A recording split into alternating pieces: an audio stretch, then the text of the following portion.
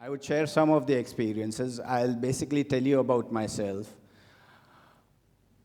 I grew up, I was born and brought up in Nainital. Nainital, as most of us know, is a small hill station at around 6,000 feet, very close to Delhi.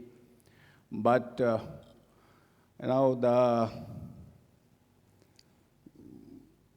I grew up looking at the mountains, and I guess the love of the mountains in me started from there. And in a place like Nainital, there was not, at that time, not much to do. Either you could swim in the lake or you could climb mountains. I got a little bored of swimming, so I started to climb. And slowly, there was this interest in me to climb the Himalayas. I did my mountaineering courses from Uttarkashi. There's a National Mountaineering Institute in Uttarkashi. I did my courses there, and after some years of climbing, I was selected to go in an expedition to Mount Everest. And that was a long time back in 1992. This expedition, I was very happy. Everest, as being the highest mountain in the world, for any mountaineer, that is the biggest thing one could achieve, or the highest mountain. When we are climbing Everest, in Everest you need to put 4 camps. Beyond the base camp, there are 4 camps you need to put. And we had opened a route till Camp 4. Now, climbing Everest in those times, and say around 30 years back, a little more than that, it was a little different than climbing it today. Equipment was different, a little heavier, and one had to, there was not, these days there's a lot of crowd on that mountain. These days, those days, there were not many people climbing it. So there were smaller teams. We were a team of around 17 of us, and we had opened the route up till Camp 4, which is around 26,000 feet, that is popularly known as South Col.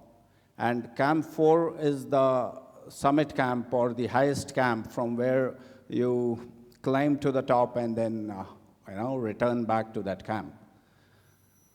At Camp 4, when the final team was selected, 3 of us were selected to, in the first team, to go to the top and come back.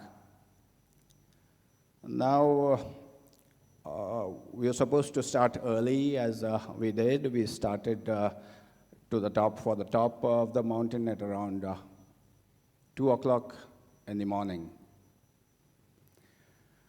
That particular day, after certain hours of climbing, the weather turned bad.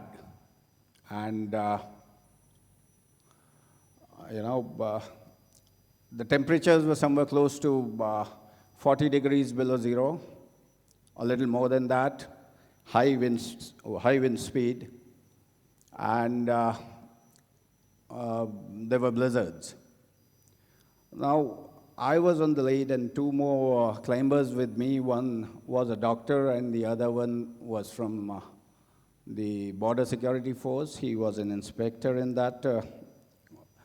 My rope was just pulled from behind, and I looked back to see one of them, sitting on the slope, on the snow slope. I turned back, went to him, and this person was not able to breathe. He had got edema, he was not able to breathe, and at those heights, it doesn't take a lot of time for a person to collapse. And this person, I know after some time, he passed away. He died due to severe weather conditions, and he had developed pulmonary edema, which is a condition where water fills in the lungs. And after some time, the same thing happened to the other one also. And I was the only one left there. We were three of us who started the climb from South Col, from the last camp, from the summit camp.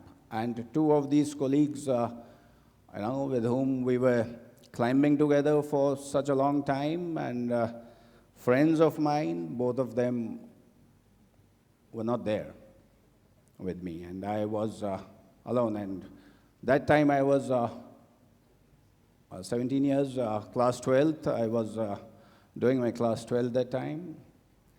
And two of these colleagues were dead.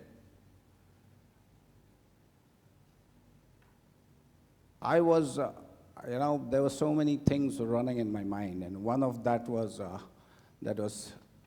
telling me that, you see, I guess that was the age I was, not able to think much, but one of the things was, kept telling me and said that, Anit, you are the third one now.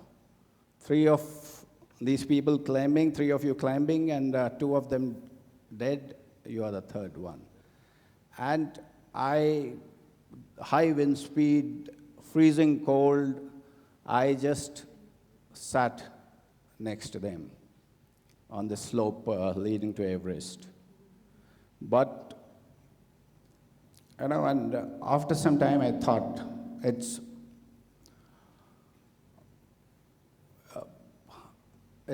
you need to, you have to, you're the third one to die. Why not give it a try? What's harm in trying to live or trying to save yourself? I stood up, and by then, seven of my fingers, they were frostbitten. I got up and, started climbing down. Now we are talking about something around above 8,000 meters above the sea level, or say around 27,000 feet. So I started climbing down with frostbitten hands, and it took me almost around 48 hours to reach Camp 2, where my team was, with the frostbitten fingers. Now, why I told you this as young students, it is very, very important that sometimes to take decisions. I took that decision to start, climbing down. Let's give it a try. And that is how I am here talking to you. If I would have thought, I can't do anything, I'm here, the third one to die, I wouldn't have been here to talk to you. So it's very important to decide. And when we are talking about, the learnings, this was one of the big learnings that I had then, that I know it's very important to decide. Your decisions could be wrong, the decisions could be right, but one has to go for that. So after that, after on Everest, then I opened. I wanted to teach, or basically share these experiences. I did climb many mountains after that, many peaks. We went into many rescue operations, but then I decided to teach or share the learnings. And we opened this company called Altitudes Expeditions, where now we have been training students in adventure sports or adventure activities. So one of the things that I always feel when I speak to students, or talk to them, or while training them, one of the important things that I always feel when you put the students to,